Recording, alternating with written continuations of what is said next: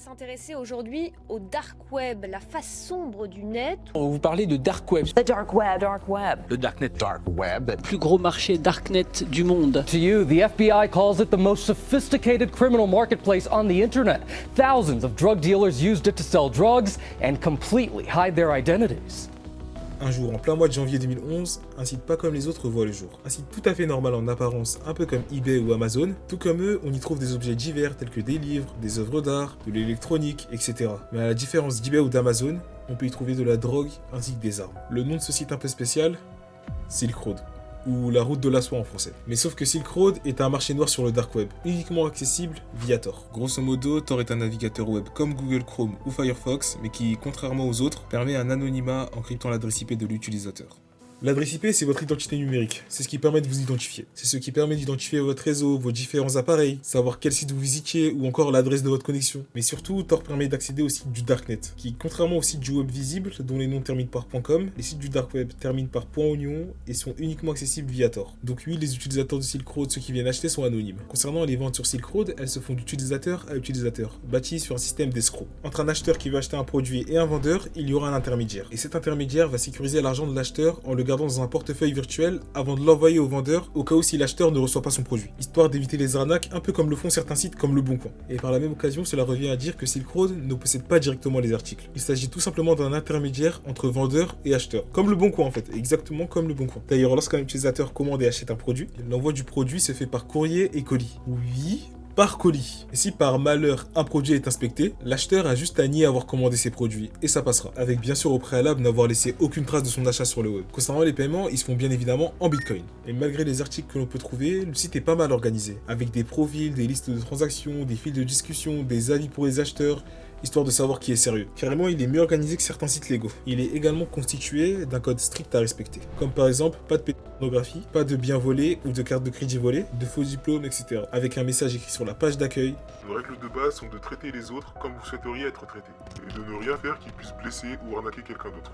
À ses débuts, Silk Road ne génère pas énormément de trafic. Il n'y a pas d'interaction comme tous les débuts quoi. Jusqu'au jour où en juin 2011, un article de Gawker Media en parle, en expliquant de quoi il s'agit, qu'est-ce qu'on peut y trouver sur le site, et à quel point il est facile d'acheter de la drogue dessus. Et oui, parce que hormis les armes, les livres, tout ça là, la principale source de vente sur Silk Road, c'est la drogue. Et quand je dis drogue, c'est tout type de drogue. Et après ça, Silk Road connaît une croissance fulgurante. Le site fait de plus en plus parler de lui, ce qui fait venir de plus en plus d'utilisateurs, donc logiquement plus en plus de vendeurs, ce qui va créer un effet boule de neige jusqu'à arriver aux oreilles des autorités américaines, mais aussi du gouvernement américain, dont le sénateur américain Carl Schumer, qui considère le site comme étant une véritable menace pour l'État et sa population, sûrement du fait que c'est si facilement accessible. Il fait une conférence de presse où il dénonce publiquement Silk Road, et va donc demander aux autorités fédérales, à la DEA et au ministère de la Justice de mettre un terme à Silk Road et de le fermer définitivement, ce qui va pour l'instant ne pas ralentir l'ascension de Silk Road. Nous sommes un an après l'ouverture de Silk Road. Le FBI et la DEA sont déjà en train de faire des recherches pour mettre fin à l'ascension du site. Et au passage, attraper le ou les créateurs de Silk Road. Et c'est ainsi que débute l'opération Marco Polo, qui a pour but d'éradiquer totalement Silk Road. Et au même moment, un nouveau personnage va se manifester, le fondateur de Silk Road, le cerveau derrière le site. Le monde savait bien qu'il y avait un administrateur derrière le site, mais il se faisait plutôt discret. Il postera donc plusieurs messages sur le site où il dévoilera le but du site, la raison de sa création, ainsi que la philosophie derrière. Et pour couronner le tout, son nom. Silk Road a été fondé sur des principes libertaires et continue d'être exploité selon ces principes. C'est une idée géniale et un système pratique formidable. Silk Road est une entreprise qui ne fait que commencer. Elle pourrait littéralement changer le monde tel que nous le connaissons. Et elle nécessitera un dévouement et la volonté de beaucoup de personnes talentueuses, de la chance et des ressources pour aller d'ici à là. Il parlera notamment de ses motivations.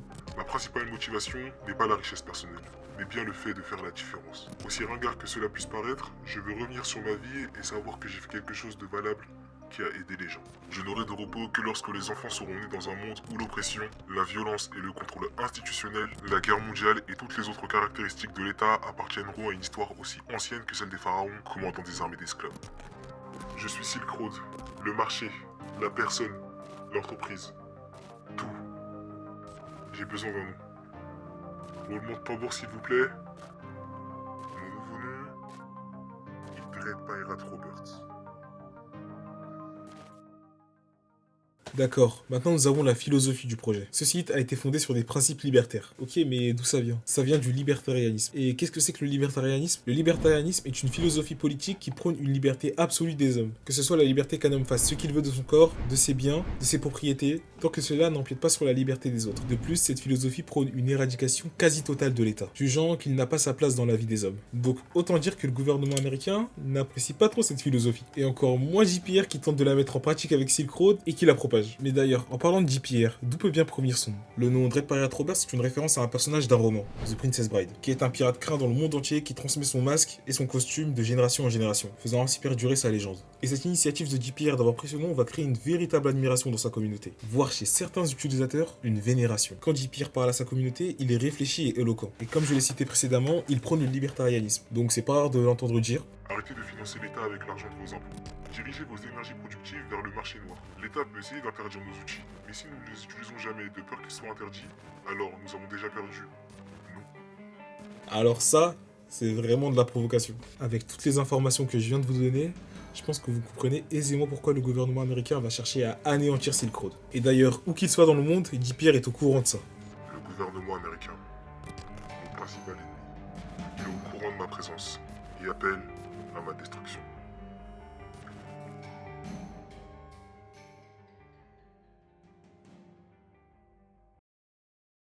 Pendant que JPR continuait son business et se créait sa communauté de fidèles, les agents du FBI, eux, ne chômaient pas. Ils se sont infiltrés sur Silk Road et ont fouillé tout ce qu'ils pouvaient fouiller. Et grâce à toutes les informations que Dread Pirate Roberts a dévoilées, les agents du FBI et de la DEA ont déjà une base à laquelle se raccrocher pour commencer à le chercher. Mais plusieurs questions se posent, notamment avec la référence Dread Pirate Roberts, que les agents du FBI ont compris. Ils se sont mis à penser si Dread Pirate Roberts était en fait une seule personne, plusieurs personnes. D'ailleurs, beaucoup d'agents du FBI ont spéculé sur son identité, certains pensant que c'était qu'un enfant qui s'amusait en fait. Mais bon, pour savoir ça déjà, il faut trouver des indices. Et surtout, il faut l'attraper. Et c'est maintenant qu'entre en scène un agent du FBI et un agent de la DEA. Un qui s'appelle Karl Mark Force 4 et un autre, Chris Tarbell. Et ces deux agents vont grandement faire avancer l'enquête chacun de leur côté. Et pour l'instant, on va se concentrer sur Karl Mark Force 4. Karl, comme beaucoup d'agents du FBI, va s'infiltrer sur Silk Road. Mais lui, il va aller plus loin. Pour se rapprocher de JPR, il va se créer une identité de toute pièce. Il va se faire passer pour un baron d'un cartel du nom d'Eladio Guzman, qui gère des tonnes de cocaïne et d'héroïne. Et Karl s'inscrit sur Silk Road avec le pseudo Nob. Il envoie un message à JPR en lui disant: Monsieur Silk Road, je suis un grand admirateur de votre travail. Génial. Tout à fait génial. Je serai bref et précis. Je veux acheter le site. Je suis dans le business depuis plus de 20 ans. Et Silk Road est l'avenir du trafic. Sincèrement, I.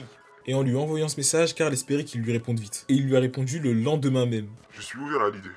Qu'as-tu en tête? C'est à partir de là que tous les soirs, Karl parlera à JPR sous le pseudonyme Nob et lui présentera son projet de racheter Silk Road. Mais JPR a refusé en lui disant: Cette opération est beaucoup plus importante que tu ne le penses.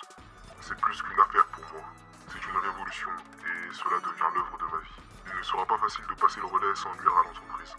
Mais en ce moment, c'est plus important pour moi que l'argent. Malgré le fait que JPR ait refusé, Karl ne se décourage pas et garde le contact avec lui. Il lui proposera une autre idée de business. Il lui propose de créer un autre site uniquement pour les cartels qu'ils appelleront Master of Silk Road. Et à côté de ça, Karl est plutôt rusé vu qu'il va carrément essayer de faire ami-ami avec JPR. Et ça va fonctionner, donc ils vont passer des soirées entières à discuter de tout et de rien, jusqu'à même parler du dernier film Batman sorti au cinéma. Et Karl est même allé jusqu'à lui proposer un resto ensemble. Ce que JPR a évidemment refusé. Là, je pense que JPR restait assez méfiant, et il avait raison. De plus, malgré qu'ils sont un agent de la DEA, Karl commence à bien l'apprécier. Lui aussi, il s'est mis à imaginer que JPR n'était tout simplement qu'un enfant. Mais bref, il faut savoir qu'au fil du temps qui passe, JPR n'est plus seul à gérer son site. Logiquement, avec l'ascension fulgurante de Silk Road, il ne peut plus se permettre d'être seul. Gérer toutes les transactions, l'administration du site, la sécurité, etc. Non, c'est trop. Donc, il a recruté des employés qui vont devenir ses lieutenants. Mais il y en a un qui va retenir notre attention. Chronic Pain. Chronic Pain est celui qui s'occupe du service client de Silk Road. Et Karl aura un énorme coup de bol. Karl contacte JPR et lui demande de trouver un acheteur pour 10 kg de cocaïne. JPR a accepté et l'a redirigé vers Chronic Pain pour lui demander s'il était chaud de recevoir 10 kg de cocaïne. Et Chronic Pain a accepté la demande. Et pour recevoir le colis, Chronic Pain utilisera sa propre adresse personnelle. Quand je vous dis que ça marche comme ça Silk Road. Mais bon, Chronic Pain là, il est pas au courant qu'il parle à un agent infiltré. Donc c'est sans surprise que quelques mois plus tard, il se prend un raid stratosphérique et il se fait arrêter pour possession de 10 kg de cocaïne. Parce qu'ils l'ont vraiment livré. Et Karl et un de ses collègues saisit 350 000 $ en bitcoin sur le PC de Chronic Pain, appartenant à JPR et à ses lieutenants. Chronic Pain est en fait un homme de 47 ans du nom de Curtis Green. Il est père de 2 filles et grand-père d'un petit garçon. Au moment de son arrestation, il a supplié qu'on ne le mette pas en prison, en disant que JPR savait tout de lui. Et pendant son interrogatoire, il demande aux agents de ne pas rendre son nom public, Je pense qu'il a regardé assez de films pour savoir ce qui va se passer. Mais malgré le fait que Carl et les agents ont maintenant une source d'information bien physique, malgré ça, il ne pourra pas leur donner plus d'informations sur JPR. Car Chronic Pain lui-même ne sait quasiment rien à propos de JPR, ni son nom, ni son visage, ni même l'endroit où il peut bien vivre, contrairement à JPR qui sait tout de lui. Et pour cause, lors de son recrutement, JPR lui a demandé un scan de son permis de conduire en gage de confiance. Mais le FBI ne prend pas en compte l'avertissement de Chronic Pain et décide de rendre son nom public. Après un court temps passé en prison, Chronic Pain est libéré sous caution. C'est alors que Carl reçoit un message de JPR, disant qu'il avait une mission pour lui. Il lui fait savoir que Chronic Pain a été arrêté, et que s'il parle, il les mettra tous en danger. Donc il lui demande s'il peut envoyer ses hommes pour lui rendre une petite visite. Tu veux qu'il soit battu? Abattu? Je lui rends juste une petite visite. J'aimerais qu'il soit battu, puis obligé de rendre les bitcoins qu'il a volés. Je ne sais pas comment ces choses se passent habituellement. En combien de temps penses-tu pouvoir envoyer quelqu'un là-bas? Et ça coûte combien? Après avoir lu ses messages, Carl prend Chronic Pain avec lui, il ramène des faux bourreaux et ils font une mise en scène de torture. Et prend des photos pour les envoyer à JPR. Mais avant même qu'il ait pu envoyer les photos, JPR lui envoie encore un message. Ok, peux-tu l'exécuter à la place de le torturer? Il était à l'intérieur pendant un moment, et maintenant qu'il a été arrêté, j'ai peur qu'il donne des informations. Je n'ai jamais tué ni fait tuer un homme auparavant, mais c'est la bonne décision dans ce cas. Une semaine plus tard, Carl lui envoie les photos de la fausse torture et une photo de son cadavre, faisant croire qu'il est mort d'asphyxie. Et tel un ami qui se soucie de lui, il lui envoie par message « Tu vas bien ?» Je suis énervé d'avoir dû le tuer, mais ce qui est fait, est fait.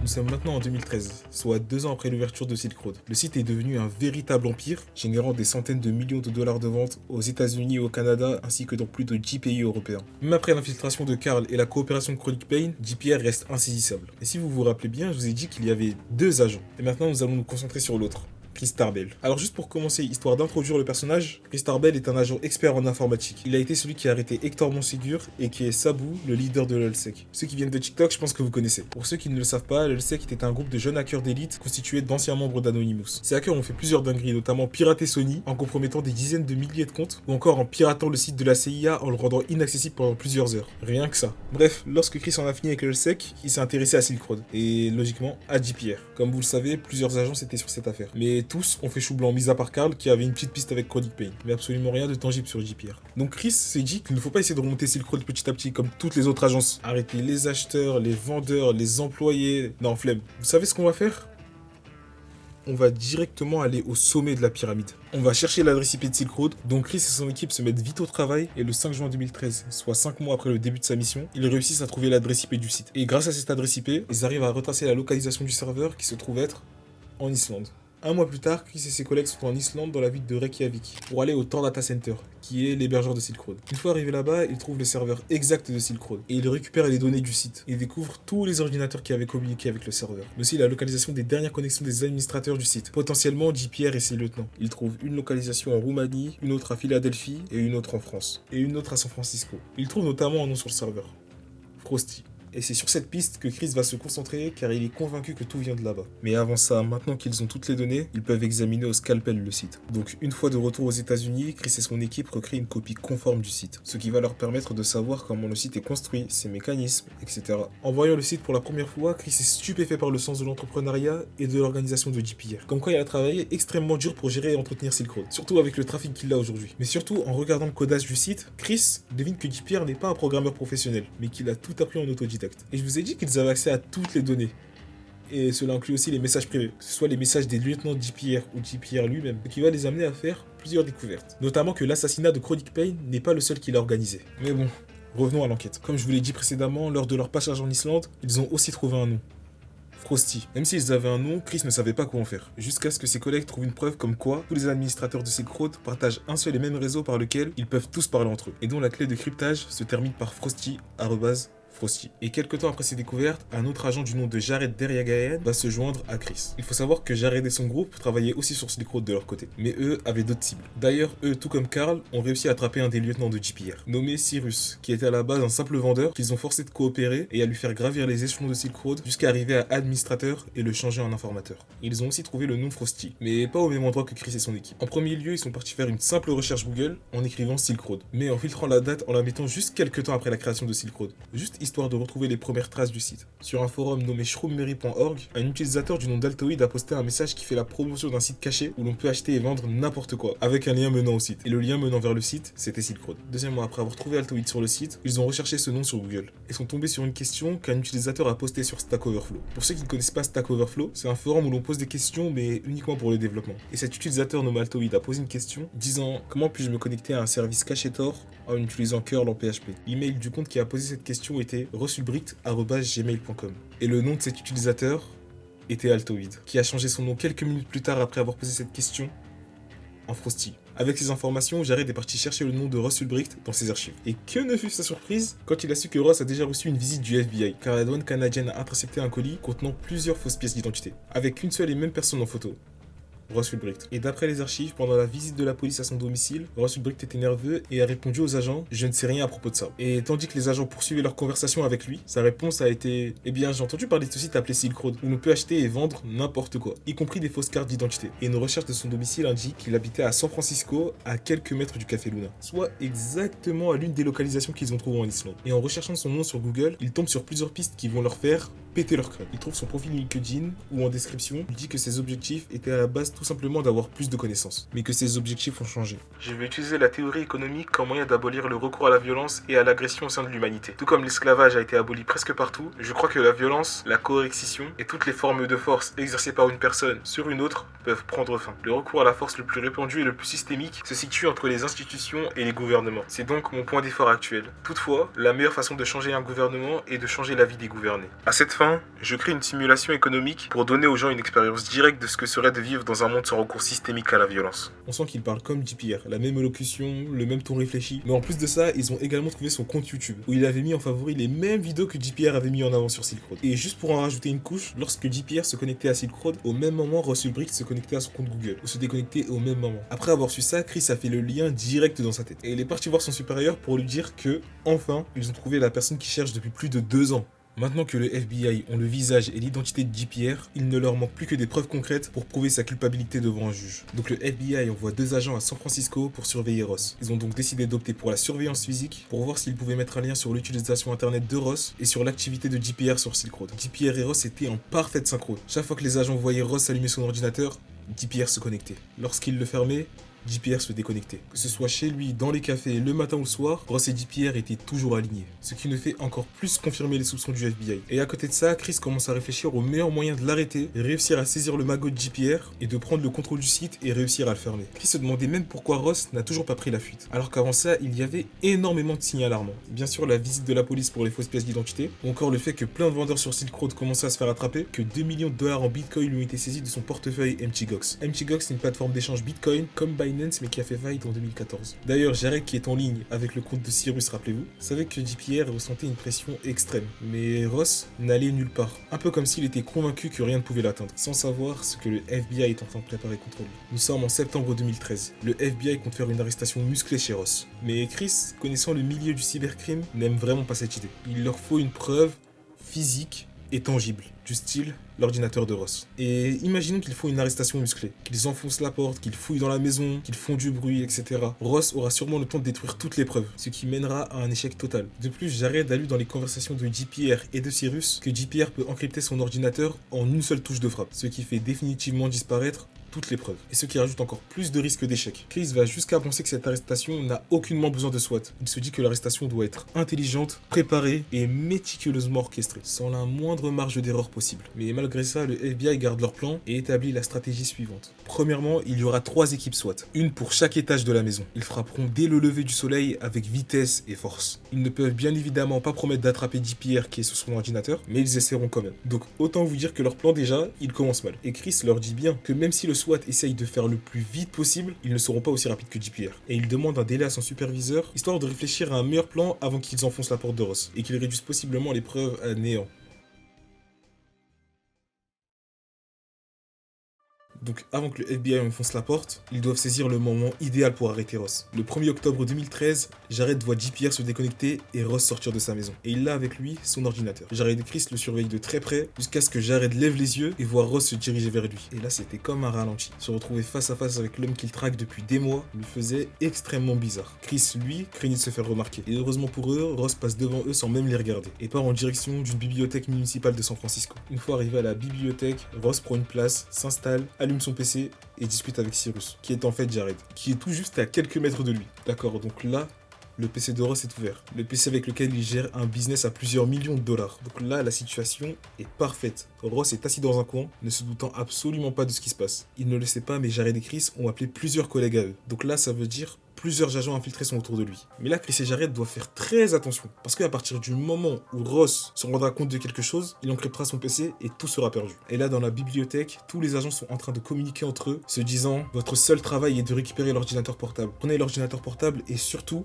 gardez-le allumé. » Juste derrière Ross, un couple d'âge moyen commence à se disputer et font du bruit dans toute la bibliothèque. Et Ross, qui est alerté par le bruit, se retourne et en une seconde, la jeune femme qui était assise en face de lui subtilise son ordinateur. Ross se retourne une seconde trop tard et c'est fini. Le PC était déjà bien loin. Et il se fait mettre immédiatement en état d'arrestation. Et son PC est entre les mains du FBI. Maintenant que le FBI a le PC de Ross entre les mains, ils peuvent confirmer si JPR et Ross sont une seule et même personne. Le collègue de Chris prend l'ordinateur et voit que l'identifiant du PC est bel et bien Frosty. Et voit qu'une page de Silk Road est ouverte en tant qu'administrateur avec un compte du nom de Mastermind. Juste avec ceci, le FBI a la confirmation que Ross et JPR ne sont qu'une seule et même personne. Le fondateur du marché illégal numéro 1 est enfin menotté. Ross est arrêté et est mis dans une camionnette. Et Chris lui a balancé la fameuse phrase « Vous avez le droit de garder le silence. Si vous renoncez à ce droit, tout ce que vous dites pourra et sera utilisé contre vous devant un tribunal. Vous avez le droit d'avoir un avocat et d'avoir un avocat présent lors de votre interrogatoire. » En entendant ça, Ross montra seulement un frémissement de lèvres et demanda tout simplement à voir les accusations. Même s'il a l'air impassible, je pense qu'il sait que c'est fini pour lui. Un agent qui était sur place dira notamment plus tard « Je n'ai jamais vu d'informations plus incriminantes à un seul endroit au cours des 11 années où j'ai travaillé au FBI. » C'est pour dire le niveau de preuve qu'il y avait. Bon, après ça, ils ont appelé leurs collègues en Islande pour leur dire « C'est bon les gars, on a arrêté Ross, débranchez les serveurs, c'est bon ça y est. » Et le site ferme officiellement 2 ans après sa création. Et pour vous dire à quel point l'engouement de Silk Road était délirant, en quelques minutes, Reddit s'est enflammé, avec plein d'utilisateurs qui demandaient « Est-ce que c'est vraiment réel ce qui vient de se passer là ?» Mais oui les gars, c'est vraiment réel. Et ouais, c'est fini, il n'y a plus de drogue là, c'est bon ça y est. En route vers la prison, Ross et Chris discutent. Ross n'a évidemment rien avoué à Chris, mais il lui a posé la question « Est-ce que 20 millions de dollars pourraient me faire sortir d'ici ?» Et Chris a tout simplement répondu « Non ». D'ailleurs, en parlant d'argent, Silk Road a généré en tout et pour tout 1,2 milliard de dollars de ventes en 2 ans. Et Ross, lui, prenait une commission pour chaque vente. Au moment de son arrestation, il avait une fortune estimée à 70 millions de dollars. Et le collègue de Chris qui avait le PC a fait d'autres découvertes. Une liste de tous les serveurs de Silk Road, 144 000 bitcoins. Il découvre aussi une feuille de calcul montrant la comptabilité de Silk Road. Et notamment un journal intime, où Ross notait toutes ses pensées et tout ce qu'il faisait. Oui, il notait tout ce qu'il faisait. Et ça nous fait poser une autre question. Qui est-il ?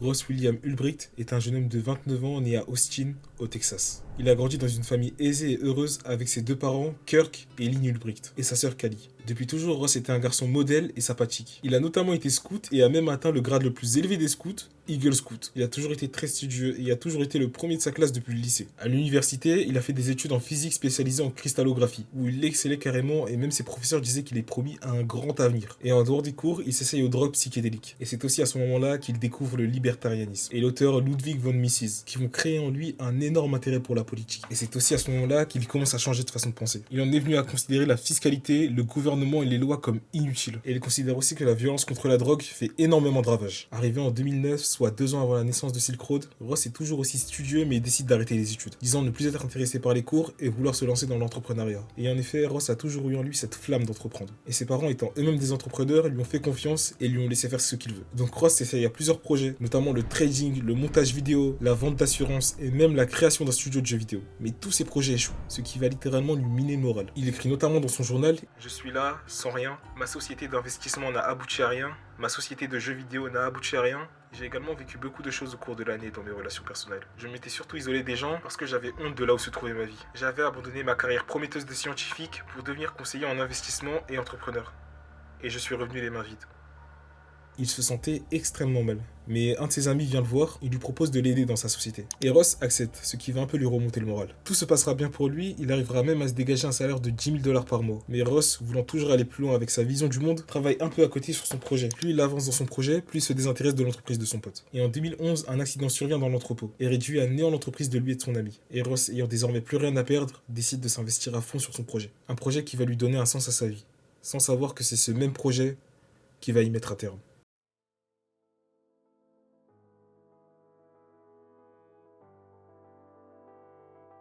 De retour au présent, nous sommes quelques mois après la fermeture du site. Ross a été arrêté et placé en prison dans l'attente de son procès, où il devra répondre à 7 chefs d'accusation dont participation à une entreprise criminelle, trafic de stupéfiants, blanchiment d'argent et piratage informatique. Sa famille et ses amis ont bien évidemment été choqués de voir qu'il a été arrêté et surtout qu'il a été accusé de tout ça, jusqu'à ne même pas y croire en disant que c'est impossible que Ross ait fait ça, disant que c'est quelqu'un de tellement sympa et qu'il doit y avoir une erreur. Sur internet, la communauté de JPR et de libertaires se sont littéralement indignés en disant que Ross est martyrisé et qu'il a été accusé de tout ça juste pour le punir d'avoir défié le gouvernement. Puis en janvier 2015, soit 3 mois après la fermeture de Silk Road, le procès de Ross commença. La salle d'audience était remplie de la famille et des amis de Ross, d'agents du FBI dont Jared et Carl et Chris, et même des membres de famille des personnes décédées dues aux stupéfiants achetés sur Silk Road. Et l'extérieur était rempli de militants pour Ross. Tous étaient là pour assister au dénouement de la plus grande affaire de cybercriminalité des dernières années. Durant le procès, Ross plaide non coupable aux 7 chefs d'accusation. Il reconnaît avoir créé Silk Road, mais il nie en bloc être le cerveau de tout le trafic, disant que c'était beaucoup trop stressant et qu'il a décidé de le léguer à d'autres personnes. Et qu'en fin 2013, le vrai JPR, qui sentait le vent tourner, a tout fait pour aiguiller le FBI vers Ross, n'hésitant pas à insérer sur son PC des fichiers incriminant Ross, ce qui fait de lui le bouc émissaire parfait. Son avocat rajoute, le vrai Dread Pirate Roberts court toujours. Et bien sûr, le FBI et le procureur, avec les centaines de preuves accablantes qu'ils ont sur Ross, les journaux intimes de Ross, les discussions, les bitcoins saisis estimés à plusieurs dizaines de millions de dollars, pour eux, JPR et Ross sont une seule et même personne.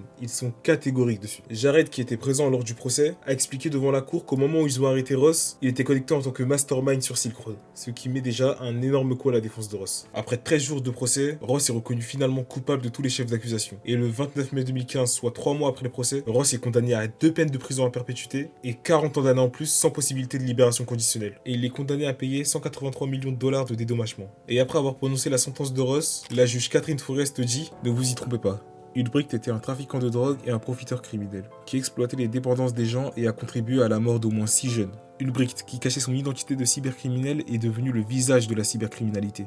Et comme le prouve la sentence prononcée aujourd'hui, personne n'est au-dessus des lois. »